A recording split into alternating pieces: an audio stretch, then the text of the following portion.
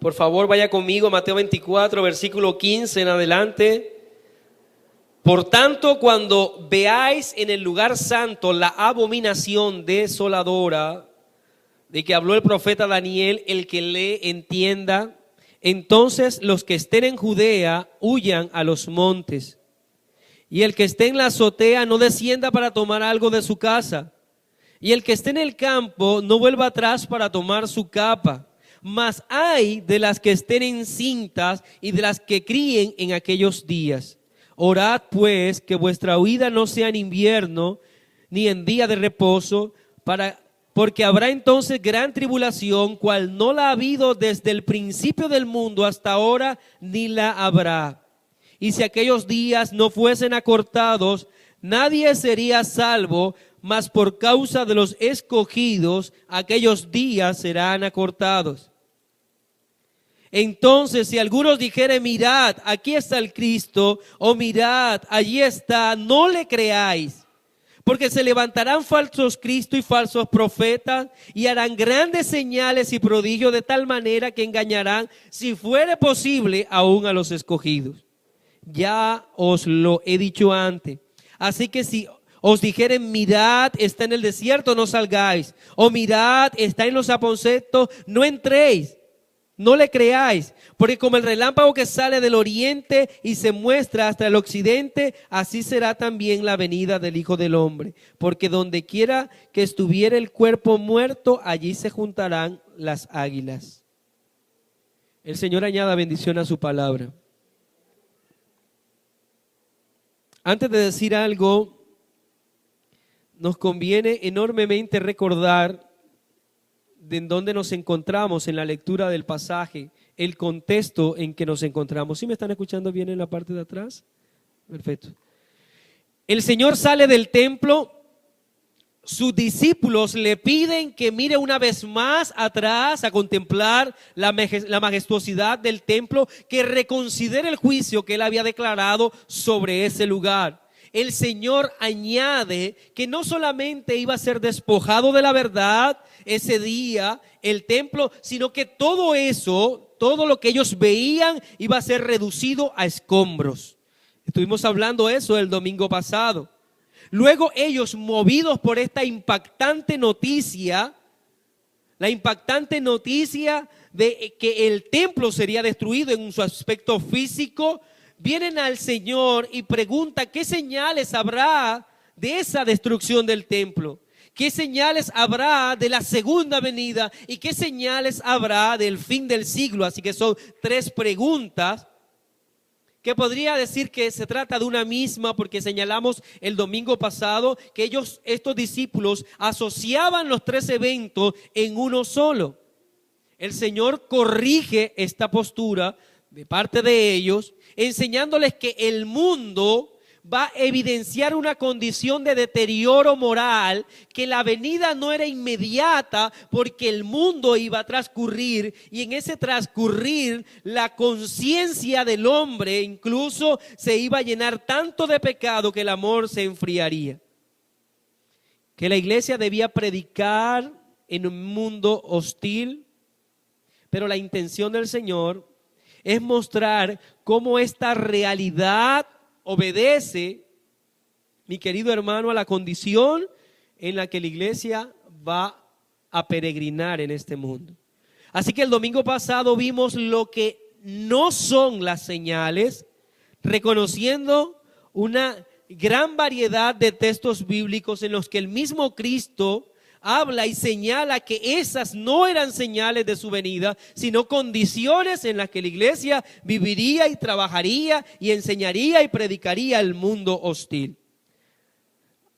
Ahora, para el día de hoy, vamos a ver entonces, mis hermanos, como tema las señales del retorno del Rey.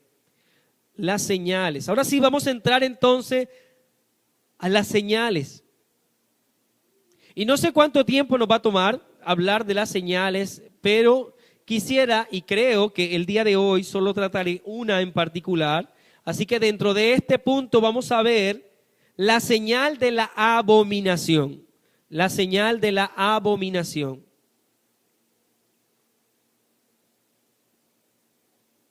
estos sermones que estamos haciendo, espero que despierten en usted, en su corazón, en su mente, un deseo de conocer más de nuestro Señor Jesucristo y de añorar su pronto regreso. Espero que sea así, que sea ese el objetivo, mi hermano. La señal de la abominación, leamos entonces nuevamente el versículo 15. Por tanto, cuando veáis en el lugar santo la abominación desoladora de que habló el profeta Daniel, el que lee entienda. Hay muchas cosas que decir aquí, mi hermano. Nuevamente que el Espíritu Santo nos ayude. Pero quisiera hablar de cómo Cristo presenta la realidad de la abominación. Cristo habla de la realidad de la abominación. En el Antiguo Testamento, y más exactamente en el libro de Daniel, encontramos una expresión aramea que es la expresión Eva, que traduce asqueroso o cosa detestable. Asqueroso o cosa detestable. El diccionario de Abain define abominable desde la perspectiva divina, desde la perspectiva de Dios. Y quisiera citar este diccionario teológico muy conocido por todos. Dice, como aquello que describe, abominable es aquello que se describe a personas, cosas, hechos, relaciones y características que les son detestables, que les son abominables porque son contrarias a su propia naturaleza. O sea, que cuando hablamos de algo abominable, estamos refiriéndonos entonces desde la perspectiva de Dios a aquello que es totalmente contrario a la naturaleza de Dios. Y que desde la perspectiva divina, a sus ojos, no son más que algo asqueroso. Así que el término abominable tiene que ver con una evaluación moral que Dios hace de algo, de alguien, de a cierta actividad. Es una evaluación divina. Proverbios capítulo 15, versículo 8 nos dice: el sacrificio de los impíos es abominación a Jehová. El texto, como ya lo aclaramos por el término, lo que nos está diciendo es que a Dios le parece detestable, asqueroso, un sacrificio de un impío, que venga de manos de un impío. Mas la oración de los rectos es su gozo, dice el proverbio. Entonces el judío entendía que la expresión abominable tenía que ver con Dios y con la clasificación que Dios hacía de lo que era o no agradable ante sus ojos. Lo que no era agradable ante sus ojos era considerado una abominación. Así que, sin lugar a dudas, podemos nosotros decir que una de las expresiones que el pueblo una y otra vez de Israel tenían para con Dios y que Dios consideraba abominable era aquello que tuviese que ver con la adoración religiosa. Todo aquello que estuviese asociado a la adoración religiosa y que no estuviese encaminado, como veíamos en la escuela, según lo que Dios decía, a sus ojos no era otra cosa que una abominación. Y era Dios precisamente quien clasificaba qué era abominable ante sus ojos. Y las expresiones religiosas inadecuadas eran las que encabezaban la lista de cosas abominables ante sus ojos. Deuteronomio capítulo 7, versículos 25 y 26 dice: las esculturas de sus dioses quemarás en el fuego. No codiciarás plata ni oro de ellas para tomarlos para ti, para que no tropieces en ello, pues es abominación a Jehová tu Dios. Y no traerás cosa abominable a tu casa, para que no seas anatema, del todo la aborrecerás y la abominarás, porque es anatema. Es la instrucción que una y otra vez Dios le da al pueblo, que se mantengan alejados de todo tipo de prácticas contrarias a su santidad y que no le den la gloria a Él. Así que podríamos determinar que al hablar de abominación hacemos referencia a cómo ve Dios toda práctica que pretenda usurpar su gloria, desviar la adoración que debe estar encaminada solamente a Él y desviarla con el propósito de ser destinado a otra cosa o a una persona. Eso ante sus ojos es desagradable, abominable. Ahora, el Señor Jesucristo utiliza este término y no solamente lo empleó, sino que también dejó evidencia del contexto en el que esta palabra se utiliza. O sea que podemos interpretar adecuadamente esta palabra. Así que necesariamente debemos nosotros entonces abrir un paréntesis aquí en lo que nosotros venimos desarrollando en el relato de Mateo para dirigirnos a lo que el mismo Cristo está presentando como un paréntesis necesario. O sea, que Él está hablando de abominación y ya sabemos lo que es la abominación desde la perspectiva divina. Pero Cristo no solamente está hablando de abominación, sino que contextualiza esa palabra. Está diciendo la abominación según Daniel. De manera que nos toca a nosotros entrar a ver el uso de esta palabra en el libro de Daniel. Así que veamos entonces la abominación relatada por Daniel. Estamos viendo la señal de la abominación. Dentro de este punto hemos visto que Cristo habla de la abominación. Y ahora vamos a ver la abominación relatada por Daniel. ¿Por qué vamos a irnos hasta Daniel? Porque el Señor nos obliga a ir hasta Daniel. Créame que de otra forma no iríamos allá. Y sería bueno incluso para mí como expositor no hacerlo. En el sentido de que vamos en una serie de sermones de Mateo, pero el Señor nos coloca en aprietos, sí es cierto.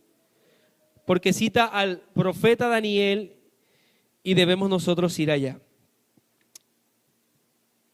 Dice nuevamente el 15, por tanto, cuando veáis en el lugar santo la abominación desoladora, ya sabemos lo que significa la palabra, de que habló el profeta Daniel, el que lee entienda. Creo que todavía queda más claro. Estás obligado a leer y obligado a entender.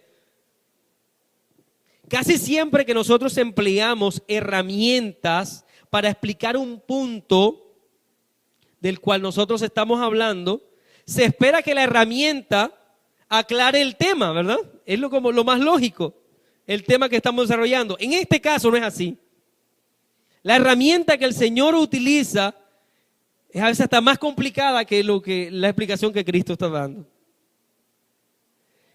Pero agudiza el nivel de complejidad del relato, abre un panorama que nos es necesario tratar. No podemos evadirlo y si lo evadimos hacemos violencia al texto bíblico. Así que Cristo habla de la abominación profetizada por Daniel, como diciendo, cuando veas el cumplimiento de la profecía de Daniel, es lo que está diciendo. Es por eso que solo los que conocen la profecía de Daniel podrían estar apercibidos de lo que el Señor está explicando. ¿Sí me hago entender? Como diciendo, ustedes piden señales, deben conocer lo que Daniel ha dicho. Si no conocen lo que Daniel ha dicho, no conocerán y no entenderán las señales. De allí que el Señor agregue, el que lee, entienda. Como diciendo, todo aquel que haya leído a Daniel entenderá de lo que se va a hablar ahora. Por lo tanto, un adecuado entendimiento de las profecías de Daniel ayudará a establecer un orden bíblico de lo que serán las señales en la segunda venida de Cristo, ¿verdad? Así que debemos ir hasta allá, hasta Daniel. Vamos entonces hasta allá, si les parece bien. Pero déjenme advertir algo antes. No tengo la intención de explicar minuciosamente las profecías de Daniel en lo tocante al fin de este siglo y al fin de este mundo. No lo voy a hacer. Solo voy a tratar lo que Daniel está hablando en su profecía y que Cristo la está citando. Así que no voy a entrar en detalle en otras profecías de Daniel, solo en la que Cristo está citando ahora para respetar el texto. En otro momento, en otro contexto, en una escuela, haremos entonces estudios de las profecías de Daniel y de Apocalipsis y otras, si así el Señor lo permite. Así que le pido perdón por eso y quizás quedarán algunas dudillas ahí en el aire, pero vamos a tratar solamente a donde Cristo nos lleva, ¿sí? Muy bien. Entonces, ¿de qué profecía está hablando el Señor? En el que Daniel presenta la abominación desoladora. Es la conocida profecía de las 70 semanas registradas en el capítulo 9. Las 70 semanas de Daniel registradas en el capítulo 9. Por eso dije que la herramienta en este caso no ayuda a aclarar. La herramienta es más complicada. Y de alguna manera, para tratar de hacer sencillo, mi hermano, este sermón, quiero hablar de esta profecía del profeta Daniel, dividiendo en 3 puntos. Quiero hablar del contexto de la profecía, del objetivo de la profecía y de la división de la profecía. Quisiera hacerlo así para ver si de pronto esta profecía de las 70 semanas, que a la presente todavía causa muchos dolores de cabeza en círculos académicos, pudiésemos nosotros aclararla en esos punticos: contexto, objetivo y división. ¿Sí estamos bien?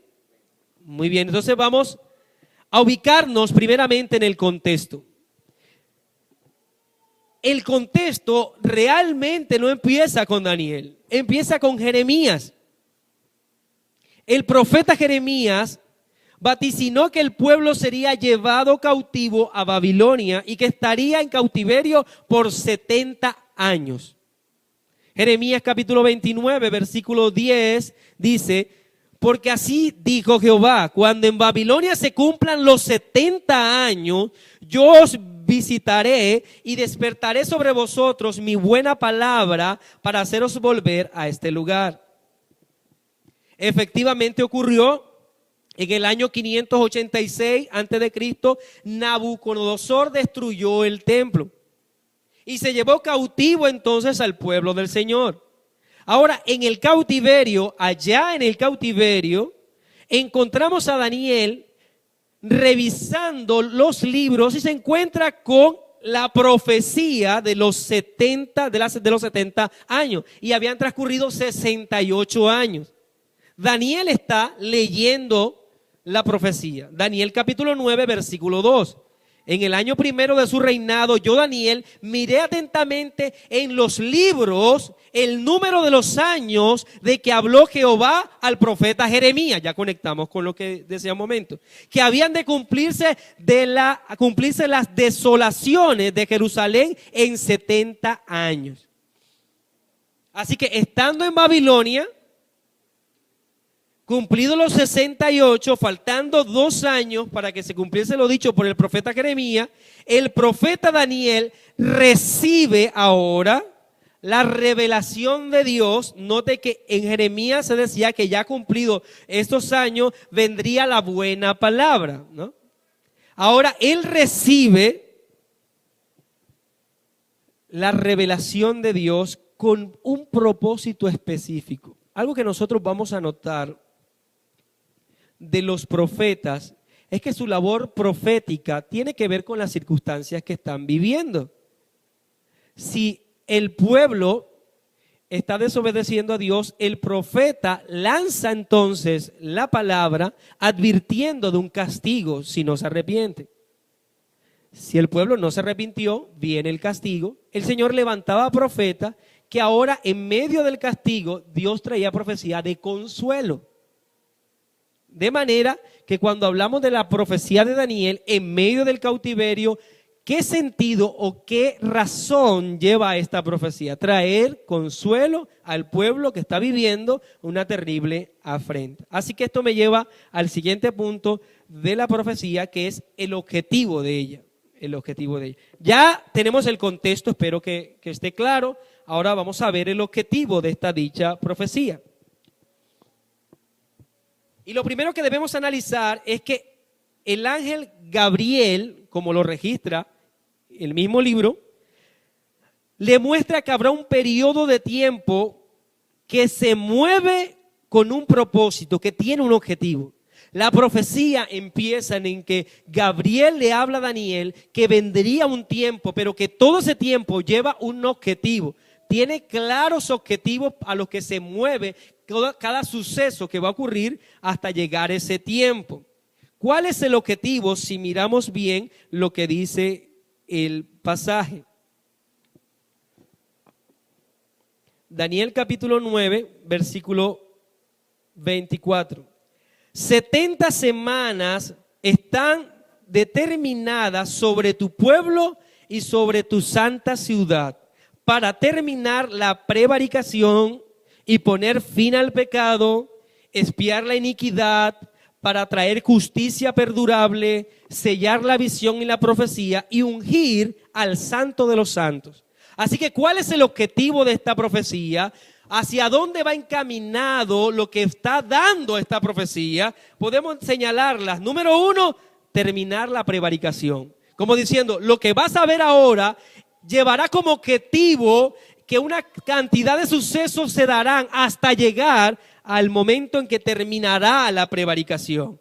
Poner fin al pecado. Número 2, expiar la iniquidad. Número 3, traer justicia perdurable. Número 4, sellar o cumplir la visión y la profecía.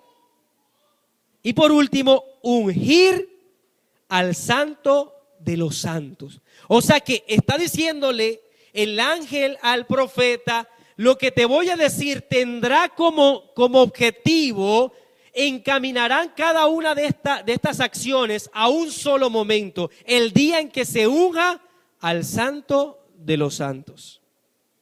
¿Está claro este punto también, mis hermanos? Entonces hemos dicho contexto, objetivo de la profecía. Entonces las 70 semanas estarán encaminadas a estos propósitos claros, específicos de los que estamos hablando. Un punto que debemos precisar aquí es el hecho que al hablar de la literatura profética, espero que aquellos que lo saben lo recuerden, los números no deben interpretarse en forma literal, porque se trata de una profecía y de una visión. Así que el texto o el contexto histórico siempre nos ayuda a entender de qué se trata cuando se hacen uso de números o de objetos. Entonces, en este caso, los números deben transformarse o cambiarse o interpretarse a cifras reales. Ahora, pero no es arbitrario. Nosotros debemos ajustarlo a cifras reales por el contexto histórico que nos ayudará a ver que se ha cumplido en realidad. Así que las 70 semanas de las que está hablando el profeta Daniel requieren una interpretación. Ya teniendo claro entonces el propósito, ya teniendo claro el contexto, ahora pasamos a la división de la profecía. División de la profecía. Contexto, objetivo y división es lo que dijimos, mis hermanos.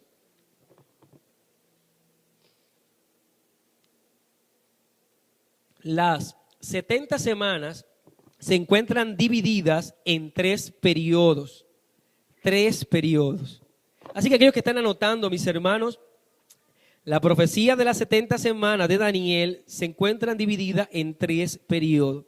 Cada uno de estos periodos tienen características particulares o peculiares,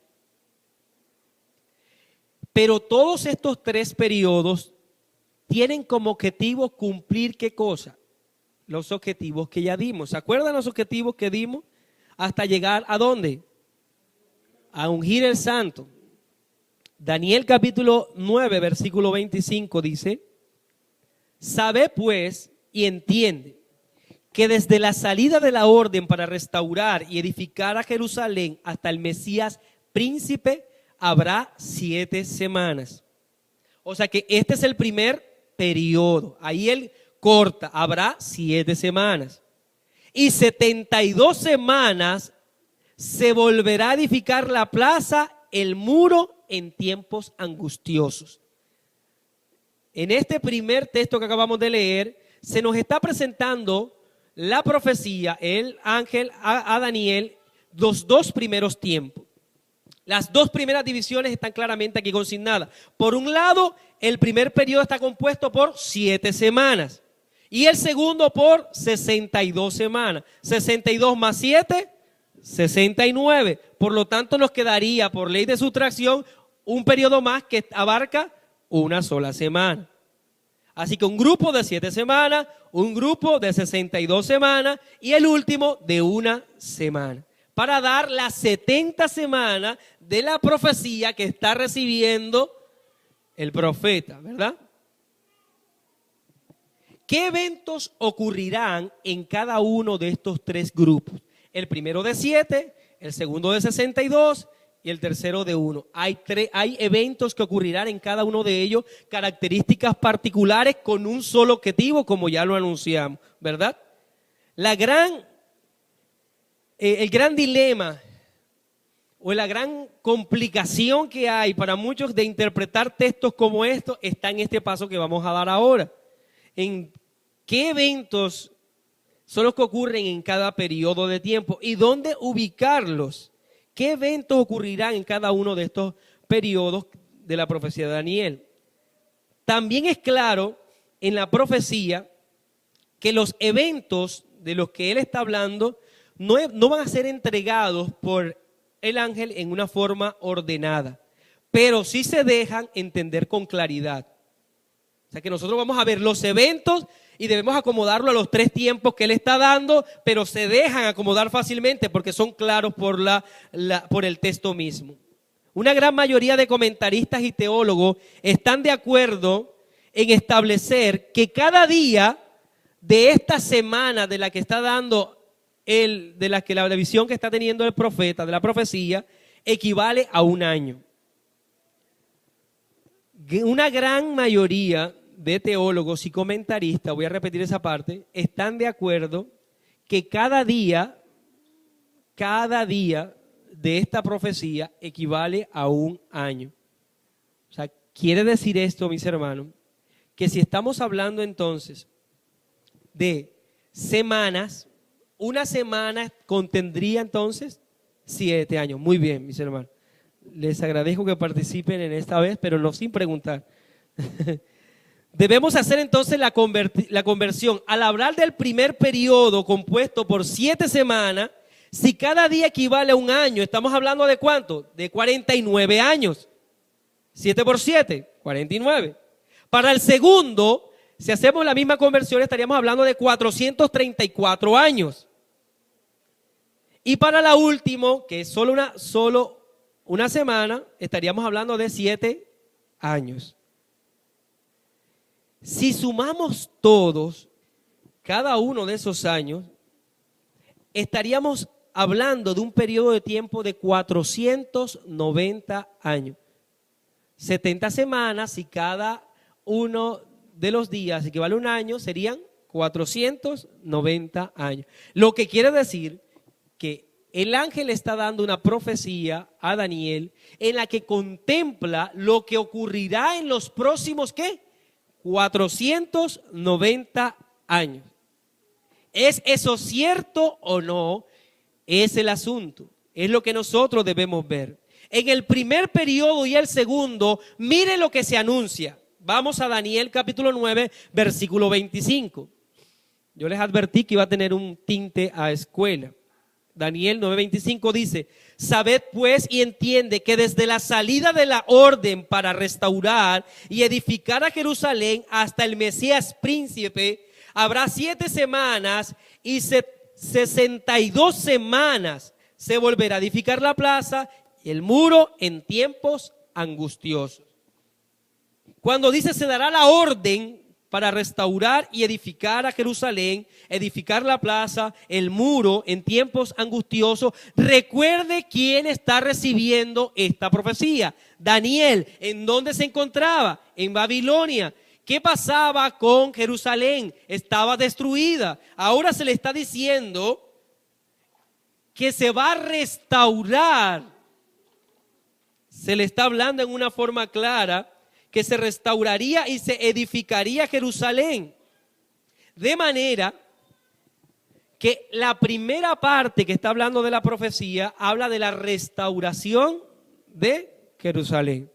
En el año 458, el rey persa Artajerjes, y lo narra el libro de Esdras, espero que usted se acuerde de ello, presenta un edicto, una orden, y en esa orden él manda a reedificar Jerusalén, a restaurar sus muros, a levantar nuevamente el templo, y da carta abierta a Nehemías para que él tome todo lo necesario, todo lo que él necesite para que se levante nuevamente el templo y Jerusalén sea reedificada. Ahora, desde el año 458 se da esa orden. De manera que podemos nosotros determinar que mire el cumplimiento de la primera parte de esta profecía. Nuevamente la voy a leer. Sabes pues y entiende que desde la salida de la orden para restaurar, ¿la orden de quién? La orden de Artajerjes para restaurar, edificar a Jerusalén hasta el Mesías príncipe. O sea que está diciendo, desde que se empiece a restaurar, desde que salga el edicto, desde que Jerjes ponga su sello, desde ese instante hasta que venga el Mesías, o sea, hasta que aparezca el Salvador, habrán transcurrido lo que acaba de decir entonces. Primero, 7 semanas y después 62. O sea, para un total de 69. O sea, habrán transcurrido 69 semanas. O sea, lo que está diciendo entonces esta profecía es que en 69 semanas, desde la visión del profeta, vendría el Salvador. Si hacemos la conversión, como la hacíamos ahorita, quiere decir en 483 años vendría el Salvador. Ahora, la historia es exacta, mis hermanos. Estamos hablando de que en el 458 salió la orden. Está registrado en los libros de historia. La profecía dice entonces que en 69 semanas, que equivale a 483, reste. Es fácil. Habría que restar entonces 458 antes de Cristo. Llegamos hasta el año entonces, pero si usted resta, si son 483, daría un total de 25 años después de Cristo. O sea, en el año 25 después de Cristo. Ahora, esto nos deja en aprieto. ¿Cómo así 25 después de Cristo? Ya tenía 25 años de haber nacido el Señor, 25 años de haber nacido el Señor. Pero resulta que nosotros vivimos en un calendario que está equivocado, que es el calendario gregoriano. ¿Y cuántos años tiene de error el calendario gregoriano? 5. O sea, súmale 5 años más por la equivocación que hizo Gregorio, entonces vas a dar ¿cuánto? 30. ¿Qué ocurrió en el año 30 después de Cristo? Cristo fue bautizado ¿por quién? Por Juan. ¿Qué pasó ese día? El Padre habló de los cielos y el Espíritu Santo vino en forma de paloma y ungió al Señor. Y delante de todos se reconocía el señorío, la unción de Cristo. ¿Recuerda lo que Cristo hizo después de ese día? Tomó entonces el pergamino y dijo, el Espíritu Santo está sobre mí por cuanto me ha ungido. ¿Cuál es el propósito de esta profecía? ¿Llegar hasta dónde? Hasta el día en que sea ungido el Santo de los Santos. ¿Cuántas semanas nos queda entonces? Solo una.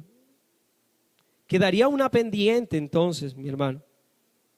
Allí estaríamos viendo nosotros entonces los 483 años, 483 años que contiene esta profecía. Recuerde entonces el tiempo en que se levantaron los muros. Los 400 años de silencio que hay en cada Biblia, en esa hojita en blanco. Y los 30 años de nuestro Señor Jesucristo a su aparición pública para el inicio de su ministerio. Es ungido ese día el Señor, cumpliendo el objetivo, el ungir al Santo de los Santos. Así que nos queda una semana. El texto dice, vamos a leer lo que dice el texto de esa semana restante. Espero que sus sentidos estén alerta, esté despierto a lo que estoy diciendo, mi hermano. Daniel capítulo 9, versículo 26. Después de las 62 semanas se quitará la vida al Mesías, mas no por sí, y el pueblo de un príncipe que ha de venir destruirá la ciudad y el santuario, y su fin será con inundación, y hasta el fin de la guerra durarán las devastaciones. Y por otra semana confirmará el pacto con muchos. A la mitad de la semana hará cesar el sacrificio y la ofrenda. Después, con la muchedumbre de las abominaciones, vendrá el desolador, hasta que venga la consumación y lo que está determinado se derrame sobre el desolador. Nos queda entonces una semana. Mire que el texto del versículo 26 inicia cuando dice después de las 62 semanas. Sabemos, clasificamos 3 tiempos. Uno de 7 semanas y de 62. Y el que nos quedaba era de 1. Cuando dice después de las 62 semanas, ¿a qué se refiere? A la semana que nos resta. ¿Qué ocurrirá en la semana que nos resta? Porque hay 69 semanas desde la orden para reedificar el templo hasta la aparición del Mesías públicamente. ¿Qué ocurrirá en esa semana? Dice allí en una forma clara, se quitará la vida al Mesías. Y sabe que si usted analiza el versículo 27, dice que en esa semana, específicamente a la mitad de esa semana, es que ocurrirá eso. Ahora, si lo miramos bien, ¿cuál es la mitad de esa semana? Si tiene 7 días, la mitad es 3 y medio. Si se trata de años, ¿serían cuánto? 3 años y medio. ¿Cuánto duró el ministerio público de nuestro Señor Jesucristo? 3 años y medio. A los 3 años y medio nuestro Señor Jesucristo fue crucificado. Así que la profecía anuncia entonces que el Mesías se le quitaría la vida, que sería un extranjero, no un judío, le quitaría la vida. ¿Quién firmó la sentencia de muerte del Señor? No fue un judío, fue Poncio Pilato. De maneras, mi querido hermano, que cuando nosotros vemos el cumplimiento de esta profecía, la muerte del Mesías, la profecía entonces sigue adelante anunciando algo más. Después de la muerte del Mesías, todavía queda algo por delante. La profecía dice que anuncia la destrucción de la ciudad y del santuario. Se está anunciando la destrucción de la ciudad y del santuario. Note nuevamente donde lo dice. Y después de las 62 semanas se quitará la vida del Mesías, mas no por sí. El pueblo de un príncipe que ha de venir destruirá la ciudad y el santuario. Y su fin será con inundación, y hasta el fin de la guerra durarán las devastaciones. Mi querido hermano, algo que el texto enseña en forma clara entonces, es que la profecía está anunciada hasta la venida de Cristo. Cuando el Señor viene, se le quitará su vida, y en respuesta a cómo el pueblo le dio la espalda al Mesías, se anuncia la destrucción de la ciudad y del templo.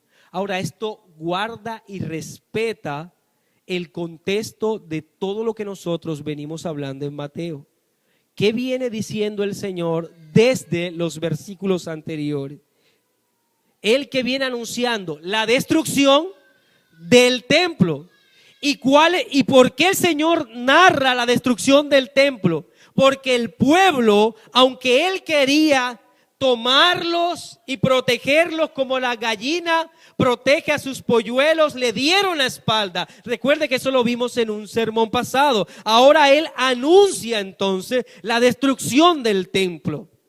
Así que la conexión que debemos encontrar, mis hermanos, es como la profecía de Daniel llega hasta el Señor Jesucristo y el Señor Jesucristo sigue ese mismo orden, esa profecía, ahora hablando de la destrucción del templo. O sea que hay una conexión clara. Por eso es que el Señor dice, el que lee, entienda.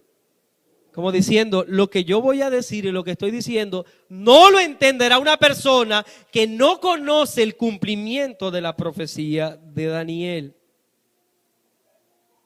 Y un aspecto sumamente importante, mi hermano, es que después de la muerte del Mesías, el texto dice en forma clara, cesará el sacrificio y la ofrenda. El autor de Hebreo dice, porque con una sola ofrenda hizo perfecto para siempre a los santificados.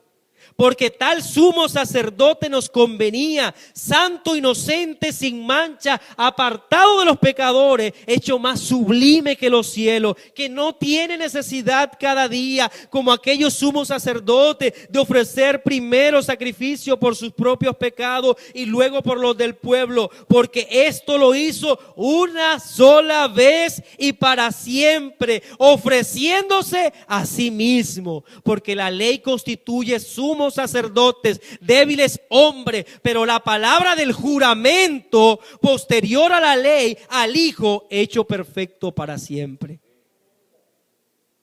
Ese día cesó el sacrificio. La ofrenda no debía cumplir, no debía darse más. Ese día, el día de la muerte de nuestro Señor, terminaría la prevaricación, pondría fin al pecado, expiaría la iniquidad de su pueblo, traería justicia perdurable, cumpliría y sellaría él la profecía dada a Daniel. Sería el día en que el santo ungido daría su vida por nosotros, mi hermano. Todo esto se cumplió con Cristo en su muerte.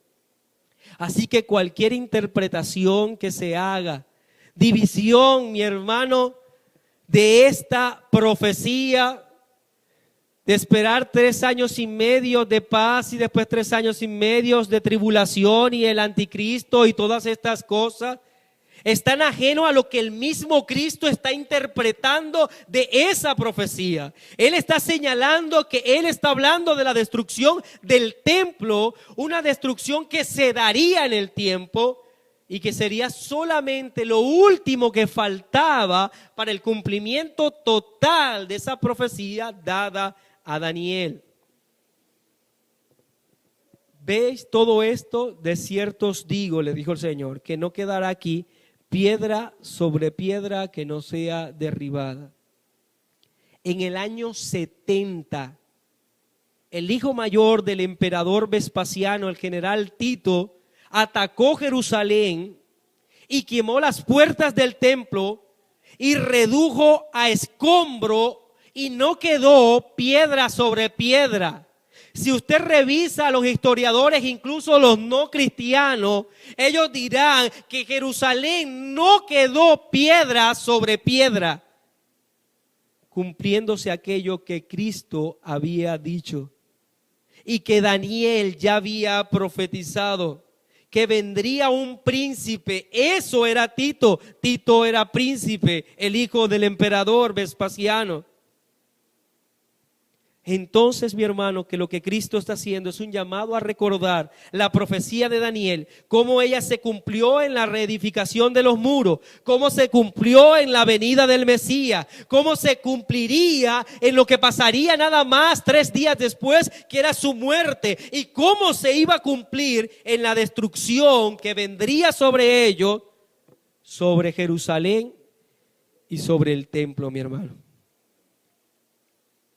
Jerusalén, Jerusalén, que matas a los profetas y apedreas a los que te son enviados. ¿Cuántas veces quise juntar a tus hijos como la gallina junta a los polluelos debajo de las alas y no quisiste? He aquí vuestra casa os es dejada desierta. Mi hermano, es una terrible noticia para Jerusalén lo que el Señor estaba diciendo. Pero déjeme decir que es una gran noticia para nosotros. Es la mejor de las noticias. La profecía se cumplió. La profecía se cumplió. La prevaricación terminó con el sacrificio del ungido. Él puso fin al pecado. Él logró expiar lo que tú y yo no podíamos expiar, mi hermano. Él es el único que podía hacer eso, mi hermano. La profecía llega y señala a nuestro Redentor, a Él, a su sacrificio eterno y vivo. Así que cuando Cristo está hablando, por cuanto cuando veáis en el lugar santo la abominación desoladora del que habló el profeta Daniel, para los judíos es destrucción, para ti, para mí, es evangelio, mi hermano. Es gracia, es la gracia, mi hermano, que recorre después el mundo. Llegará hasta ti el evangelio predicado. Pero no podemos negar, mi hermano, un punto más aquí. Y es el aspecto futurista que también tiene la gran abominación. No vamos a quedarnos solamente con la abominación que habló Daniel, con lo que está hablando el Señor Jesucristo en ese momento. Porque recuerde que el Señor contesta las preguntas a sus discípulos hablando de 3 tiempos. Hablando de lo que ocurriría en ese instante, lo que vendría después en el año 70, pero también lo que ocurriría cuando Él regresa. Así que esta profecía también tiene elementos que deben entenderse para un futuro. Así que termino hablando entonces en este punto de la última gran abominación. La última gran abominación.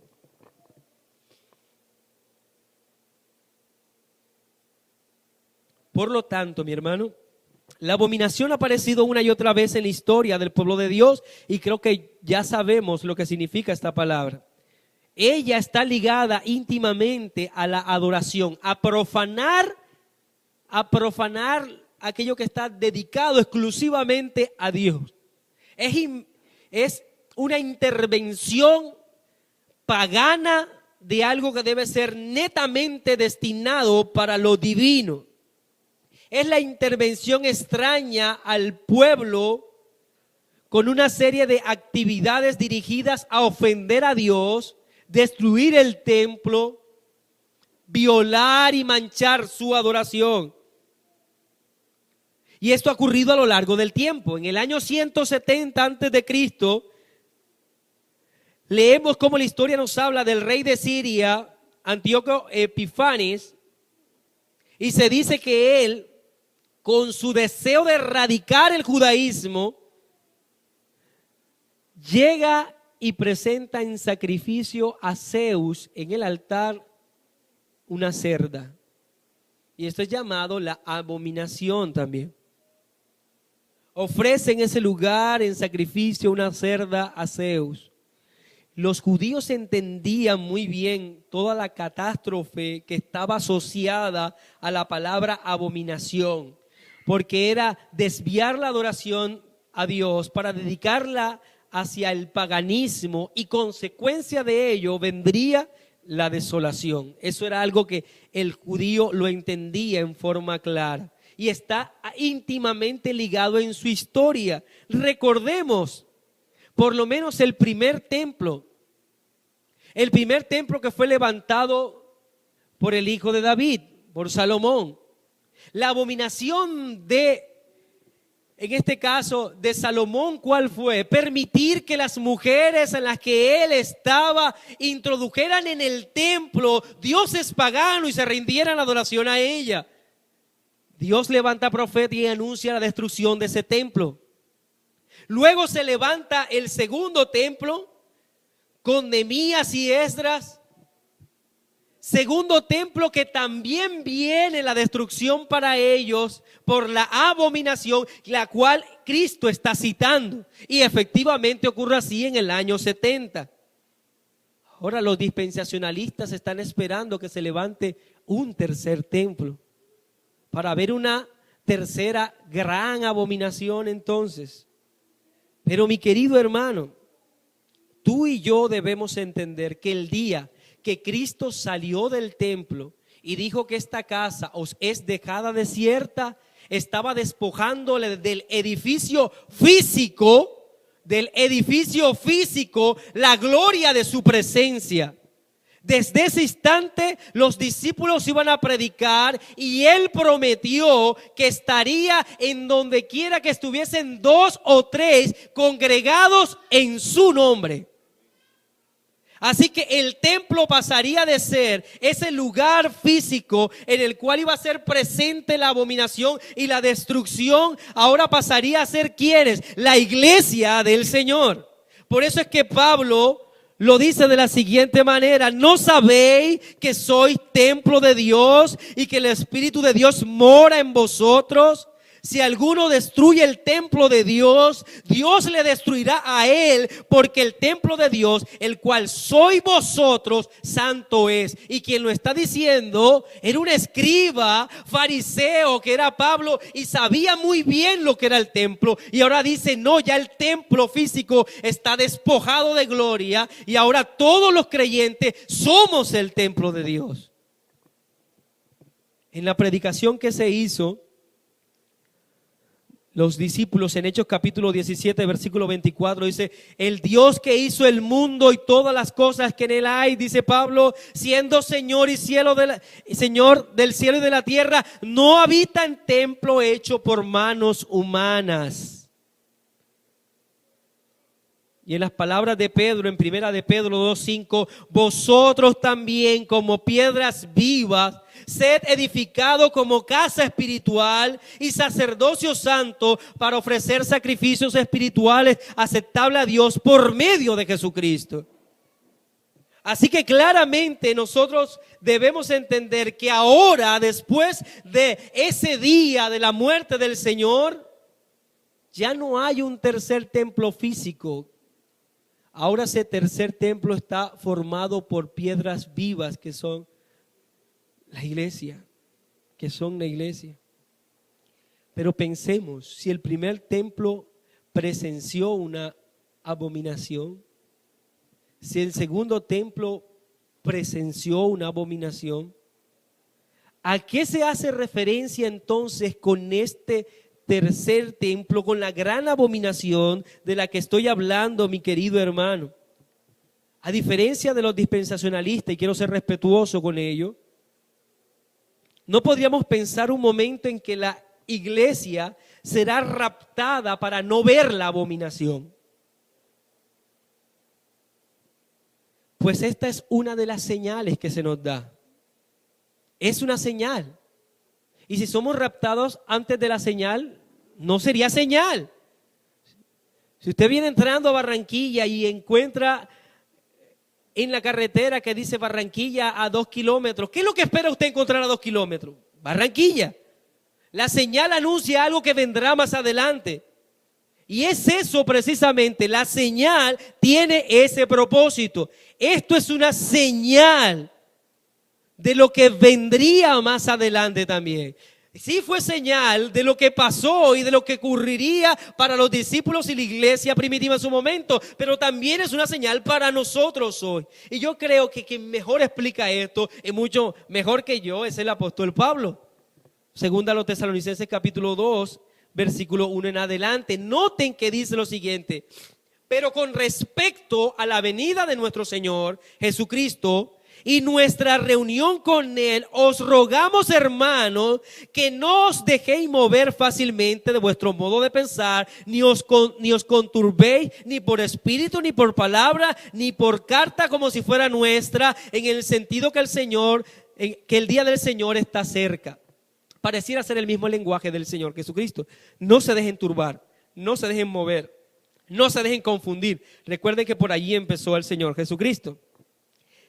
Nadie os engañe en ninguna manera, porque no vendrá ¿quién? el Señor Jesucristo, sin que antes venga la apostasía y se manifieste el hombre de pecado, el hijo de perdición, el cual se opone y se levanta contra todo lo que se llama Dios y es objeto de culto. Mire lo que dice Pablo: tanto que se sienta en el templo de Dios como Dios, haciéndose pasar por Dios.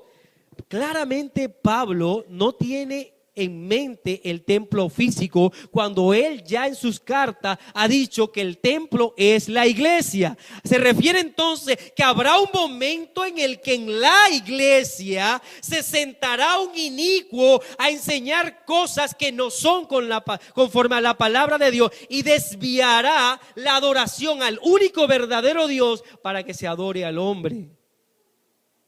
¿No os acordáis que cuando ya estaba todavía con vosotros os decía esto? Y ahora vosotros sabéis lo que lo detiene, a fin de que a su debido tiempo se manifieste, porque ya está en acción el misterio de la iniquidad. Solo que hay al quien al presente lo detiene, hasta que él a su vez se ha quitado de medio. Entonces se manifestará aquel inicuo, a quien el Señor matará con el espíritu de su boca y destruirá con el resplandor de su venida. O sea, lo que está diciendo el apóstol Pablo es: no vendrá, iglesia, el Señor si primero en el templo de Dios, en la casa de Dios, no vemos una gran abominación. No vemos a uno que entra y desvía la adoración. Y ese inicuo será destruido cuando el Señor venga. O sea que en medio de la gran abominación, en medio de esta señal, es que aparecerá nuestro glorioso Señor en su segunda venida. Por eso dice, y son los mismos elementos que Cristo señala: y con todo engaño de iniquidad para los que se pierden, por cuanto no recibieron el amor de la verdad para ser salvos. Por esto Dios les envía un poder engañoso para que crean en la mentira, a fin de que sean condenados todos los que no creyeron a la verdad, sino que se complacieron en la injusticia. Pero nosotros debemos dar siempre gracias a Dios respecto a vosotros, hermanos amados en el Señor, de que Dios os haya escogido desde el principio para salvación mediante la santificación por el Espíritu y la fe en la verdad. Es claro, mi hermano. Pablo advierte entonces que el Señor no vendría si primero no aparece la señal de la gran abominación. Si tú y yo somos el templo del Señor, yo te hago un llamado, iglesia. Mira lo que está ocurriendo. Mira la realidad de lo que se dice llamar evangelio el día de hoy. Echa un vistazo a lo que se está predicando dentro de las mal llamadas iglesias. Atiende a lo que muchos creyentes dicen que enseña la Biblia, pero que no es otra cosa que un espíritu engañoso que se ha apoderado de muchas congregaciones. Mis hermanos, tengamos cuidado. Tengamos cuidado, porque esta es la señal. Tú y yo estamos viviendo tiempo en el que el engaño es lo normal en las iglesias. La falsedad, la hipocresía, la apostasía se ve entre nosotros el día de hoy. Y si esta es la señal, mi hermano, entendamos: después de esto no habrá otro templo.